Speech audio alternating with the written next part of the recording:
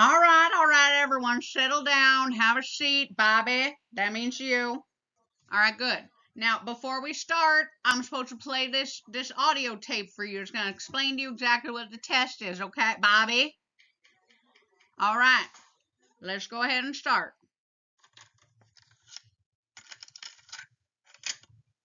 Welcome to high stakes testing.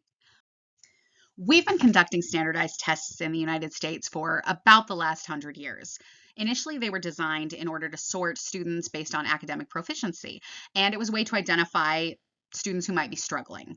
The founder, pictured to the right, I'm told that is a very accurate artist's rendering, believed that you could sort people into their vocations using multiple choice tests.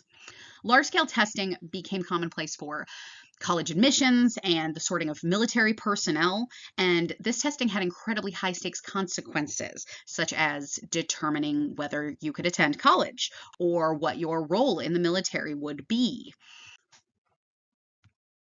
Taking a step back to the 1960s, this was when we got the nation's report card, which was the National Assessment of Educational Progress, and it was really the start of regular nationwide testing.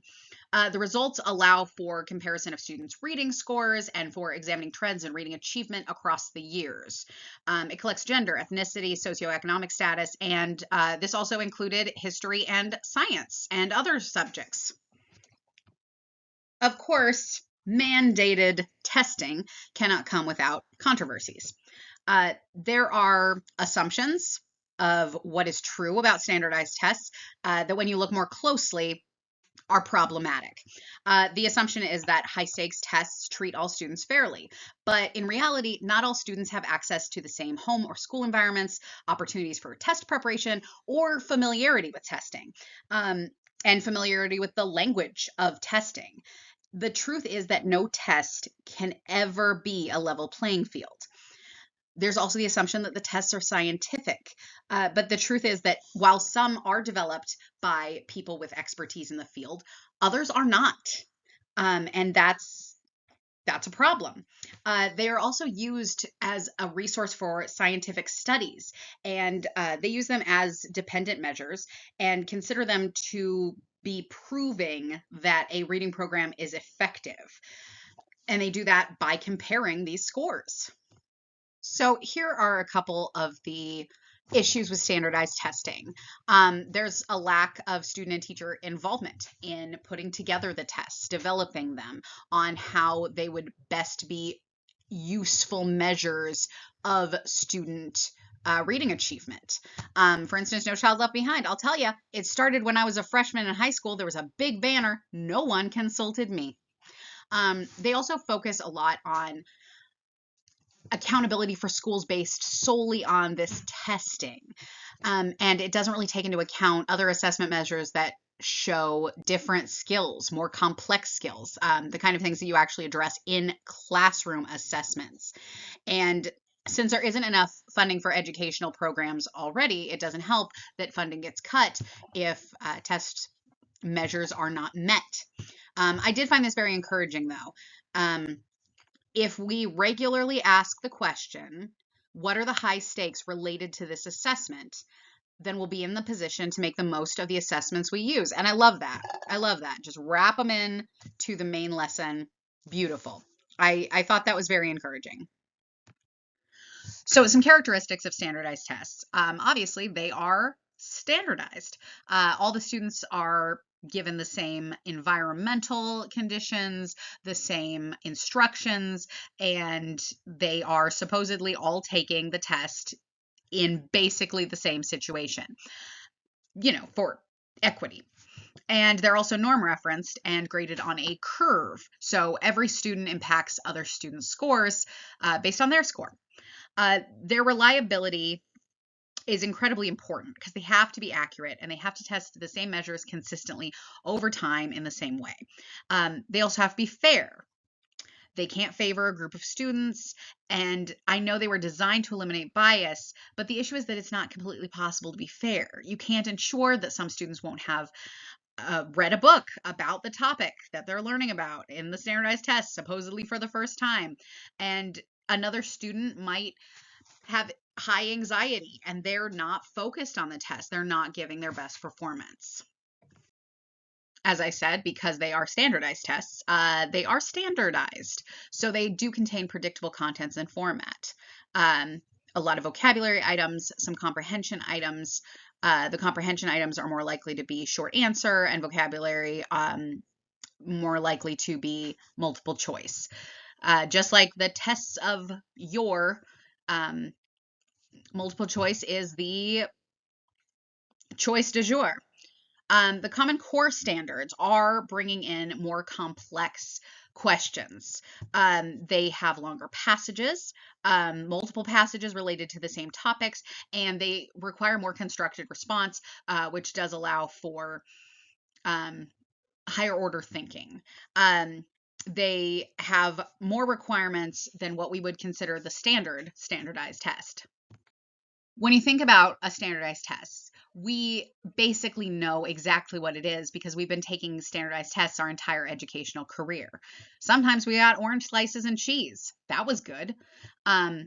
They are short answer, increased with grade level for reading passages. There are a mix of different multiple choice as well as constructed response.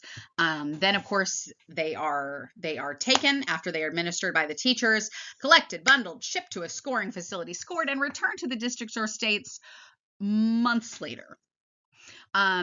Now, they are developing a lot of cool technology, which does sound like it's going to actually improve standardized testing, including handwriting recognition software, so that you can actually do all of the scoring for those constructed responses without having to have an entire staff going through and hand grading all of those tests. Which is a pity because there's no way I would have gotten high scores my senior year. No way without someone on there who went, I think she's funny though. While standardized tests are not as useful as we would like them to be, they do serve a useful purpose. For legislators, it provides accountability for the schools so that they can compare reading achievement across states, districts, schools, classrooms. A teacher can use it to show the evidence of their student achievement more with the programs they have over time, because of course they don't get the test back until months later, which isn't super helpful when trying to address individual students' growth or struggles. It also provides comparison data, different demographics, which can also show where more funding is necessary. There are both positive and negative consequences that come with standardized reading assessments. Over on the positive side with Billy Madison, we've got that we can look at subgroups split up based on the demographic data they collect and see what communities or what students are struggling the most. In this way, we can analyze and address these issues within the schools. Also, if students are testing well, then they're motivated to do well, which is great. But of course, that can have an opposite effect. If a student does poorly, then they might internalize that and lose that motivation. It also, since it's an accountability measure, it builds community trust and support. Although I also understand that it can create division and competition. And it's also helpful for looking at students' levels when placing them in a new school or district. Now, looking at negative consequences, as I said, it can be a blow to self-esteem if you do poorly. And also, below average doesn't show if someone went from, scoring a 23 to a 48. It doesn't show that. It just stays below average, and that's not encouraging. It also creates pressure for teachers to focus too much on the test instead of on curriculum that they're planning. And they have to give up lessons that they would teach because they do have to prepare the students for the test. Funding also decreases when students are allowed to switch school districts based on the testing. If a school receives 3 low test scores in a row, I believe, then you're allowed to just switch districts. And then it removes funding from that district because it removes the funding that would have been provided because of that student, which means the school is going to continue to not excel in their reading assessments. So looking at standardized testing, as teachers, we do have important responsibilities when addressing standardized testing within our classroom or talking to parents. It's very important that we are knowledgeable about the tests that we are administering, why they are taken, what they provide, and how they are useful. And in that way, we can also explain that to students and explain that to the parents and really give more confidence in us. It is also important to determine the proper amount of test prep that you want to provide, and make sure that the students do know that it is important. It's important because they are taken seriously by people who give out the money and make the rules. It's also important to support the students, because if you're disparaging the test because you don't like the test, I don't like the test, then that's going to brush off on your students. You know, you have to be positive, you have to be encouraging, you have to really motivate them to want to do well. And when you teach about the test, don't just teach to the test, but explain how it works, what it does, why it's important, so they will take it seriously. And by giving them all this preparation and really guiding them into like how the test is taken, that should also reduce anxiety within students in your classroom who are nervous about the tests. Looking at the validity of high stakes reading tests, we really look through 3 different lenses: ecological validity, construct validity, and concurrent validity. Ecological validity, the problem is that the tests don't always reflect on the more complex reading that the students engage in the classroom. A short passage is not the same as a chapter book. And also, just because scoring is so expensive, they really can't provide the kind of more complex questions that would require them being hand scored. That's why we need those handwriting machines. Looking at construct validity, it's really more about how the measures of reading development are reflected in the testing.